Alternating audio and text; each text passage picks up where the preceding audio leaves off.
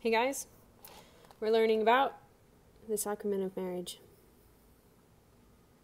This chapter that we're learning about is called needs. People have needs and they need to be recognized and they need to be understood and they need to be shared and they need to be talked about, they need to be known. Needs are okay to have and okay to try and meet those needs. The needs are positive needs, warm needs. Needs to give affection, needs to receive affection, needs for companionship, needs to share warmth through sexual activity. Again, we're married people. Come on. Needs for effective communication, the need to be open to messages from others, and the need to understand the messages. These needs bring people together through understanding. And negative needs. These needs disrupt our relations with others because they tend to keep people apart. The needs to be aggressive, or the need for one person to dominate another, or the need to tear oneself down, or even your partner down. Needs are really important to pay attention to. And this goes along lines of self-understanding, self-recognition, self-reflection. Knowing who you are will help assist you in knowing what your needs are. Yes, you have basic needs. I'm hungry, I'm thirsty, I need clothes, I need shelter. But needs start to go a little bit deeper than that. This is my handy dandy notebook, and in this handy dandy notebook, I have written down my needs. I need to be listened to. I need encouragement to be myself fully. I need to be allowed to be myself. I need to be able to trust my husband and my friends and my family fully. I need to know that my husband loves all of me, the good and the bad. I need to be comforted and have tenderness. I need to be treated fairly and equally. I need to know people are proud of me. I need to be recognized. I need kindness shown to me. I need to be free to be independent. I need clear responsibilities. I need to know I am helpful. I need my dreams and my desires to be encouraged. I need people to be honest with me. I need better quality family time. I need date nights that are not prohibited by funding or by time or by anything. I need a bigger car. I need stable income without affecting my family time. I need less stress. I need my spouse to truly understand me and to seek deeper knowledge of who I am and allow for that. I need to connect with my son. I need to be able to trust my husband. I need to have more patience. I need room to grow and freedom to grow, to better understand my husband, to know who he is and who he is trying to become. I need to be on the same page with my husband. I need to know I can count on my husband to be there when there are things that get difficult. I have needs. List your needs out. Figure out your needs, from the smallest to the largest to the weirdest to the coolest, all of them. I need new shoes. I need to travel. I need to see my family. I need sleep. I need a better job. I need what? What do you need? What do you need? And then we'll start to figure out which one's positive and which one's negative. Positive needs bring people together. My husband always tells me, the devil divides, Mary unites. Mother Mary is a very good uniter. She brings people together under the cross of our Lord and God, Jesus Christ. The devil will literally tear people apart. I have no doubt that the devil has played in this situation that my husband and I are currently in at the time of this recording. The devil wreaks havoc. He wants your souls. He will do anything to get your souls. Fight that. Tell me what your needs are, because they are very important. Make a list and tell yourself, tell your husband, have your husband do it, have your friends do it. Needs are important to talk about, and when you share your needs with others, people can fill those needs. And not only does that mean that your needs are met, they feel important enough because they helped you meet your needs. They helped you get your needs met. It is a very beautiful, complex thing, this thing called life. And when we work in God's way, under God's command, under God's will, beautiful things can happen. Needs are so important. The need to be affectionate is a giving need on our part, which can be shown in many ways. We see it in the mother giving affection to a newborn child, or in the lover reaching out to the beloved. As a general rule, this need to be affectionate is learned from experiences in childhood through giving and receiving of affection between parent and child. My poor child has gone through a wild ride since his conception. My pregnancy was very dangerous. I experienced hyperemesis very early on, and it got very severe very quickly. I didn't even know about hyperemesis, and so it was about 2 weeks.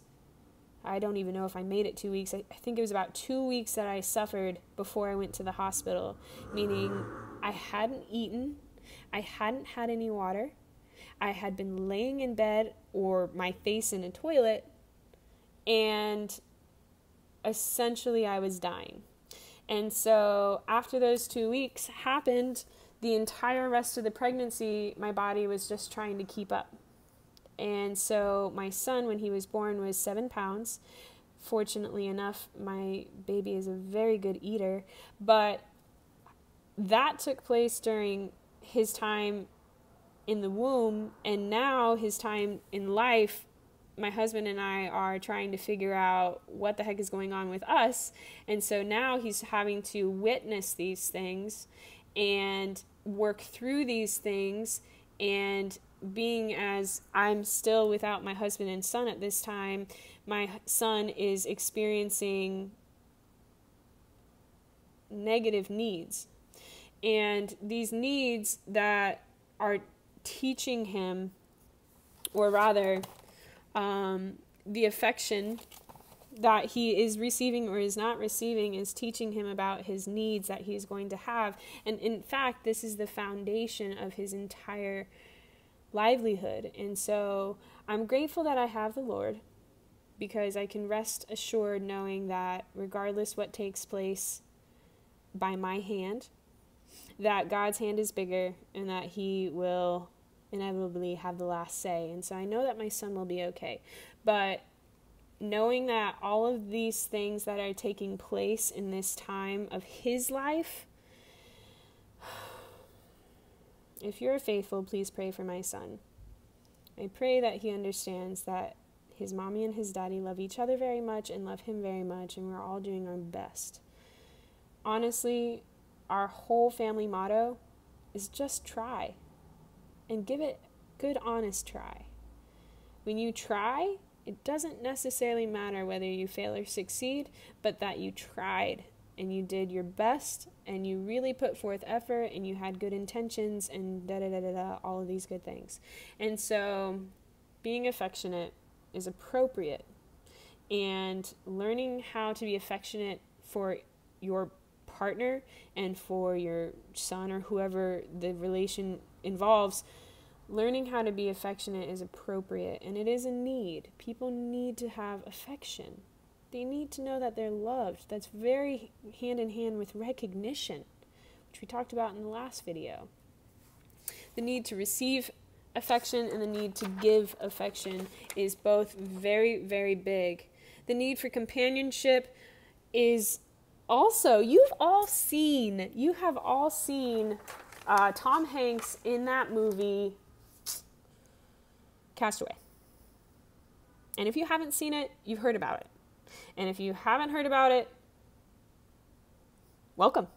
Welcome to hearing about it. Because what happened in Castaway was this pilot man, who I believe was delivering packages. I think he was a UPS flight pilot.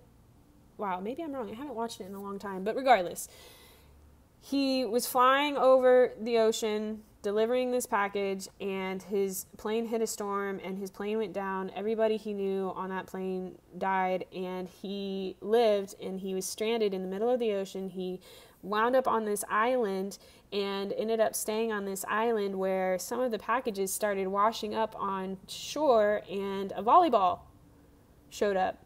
And the volleyball was a Wilson volleyball, and I believe he had cut his hand or something. He had blood on his hand and put a face on the volleyball and called the volleyball Wilson and started talking to it, because companionship is very necessary. Do you remember in the Bible when God made Adam?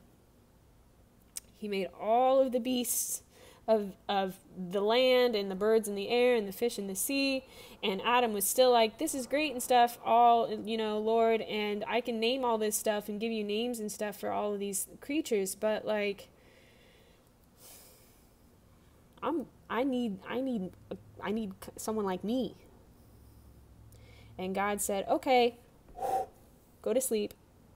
And so Adam fell asleep, and God took the rib out of his side and created woman and made him a companion. And so the need for companion goes back to the first human. And so that is valid, which is really difficult for me to say that, especially at this time, because I look around and I don't have my companions. My wedded companion is not here, and my son, whom I birthed, companion, is not here, and my friends are not here, and it's heartbreaking. But I'm doing these videos so that you can hopefully avoid having this happen in your life, so that you can study your marriage and your relationships with other people deep enough so that you do not end up sitting in your home that you made together, loved together, laughed together, slept together, ate together, grew up together. You're not in your home by yourself like I am, because that's hard, and my need for companionship is growing drastically, which is why I'm making these videos. Okay, so that's the needs, the need to share warmth through sexual activity. Look here, people. A lot of people are not going to enjoy me saying this, but stop having premarital sex. It is literally ruining your lives, and stop looking at porn. Stop. Freud talked about sexuality and the need for physical sexual pleasure being the number one drive of humans. Was nearly accurate, but the Catholic faith honors something even deeper than that, which is we actually are searching for God, the God factor. And God, being God, created humans to have the physical need of sex and to have that desire of closeness. But I guarantee you that it is not entirely necessary, number one.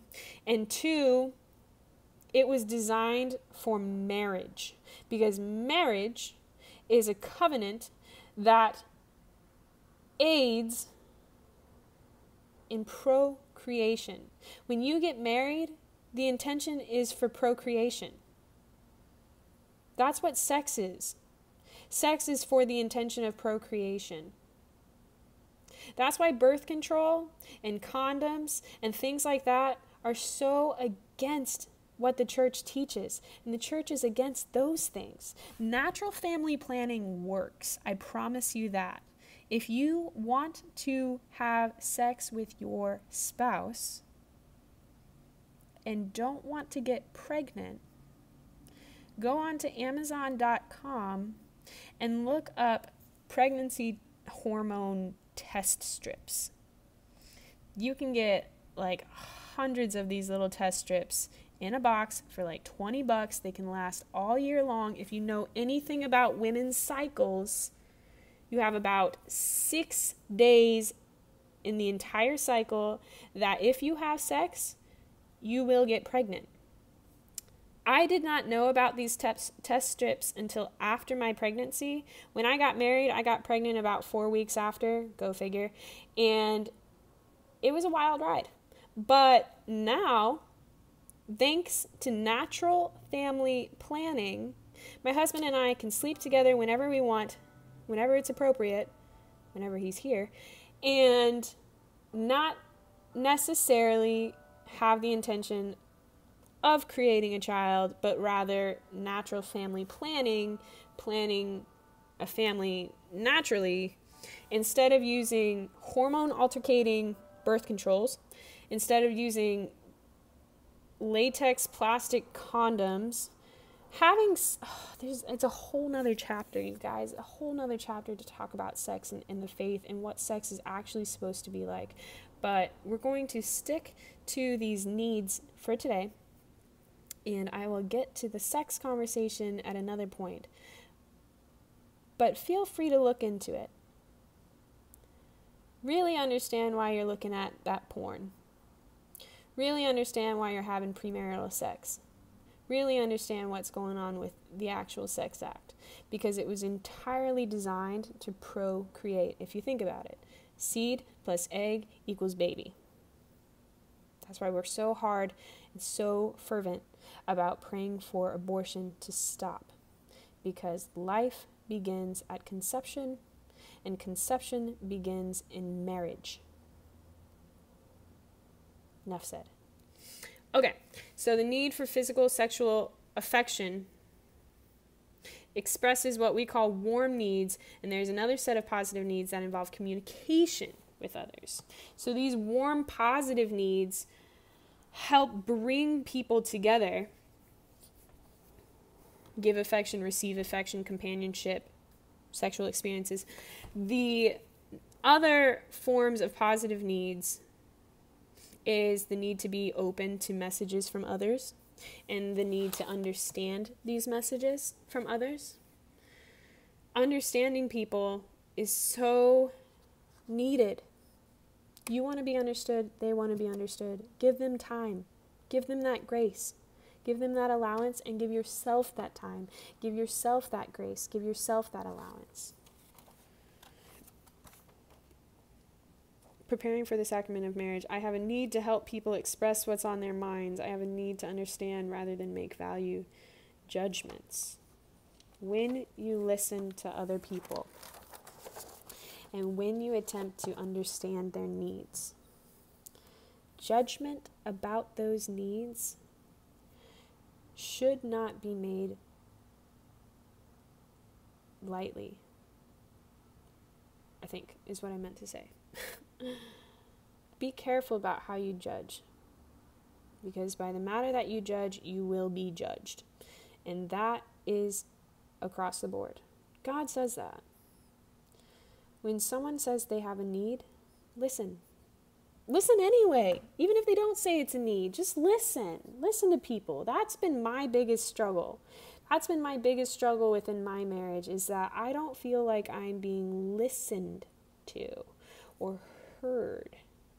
I feel like when I speak and say things, only bits and pieces are brought out, which is fine because sometimes I babble a lot. That's everybody.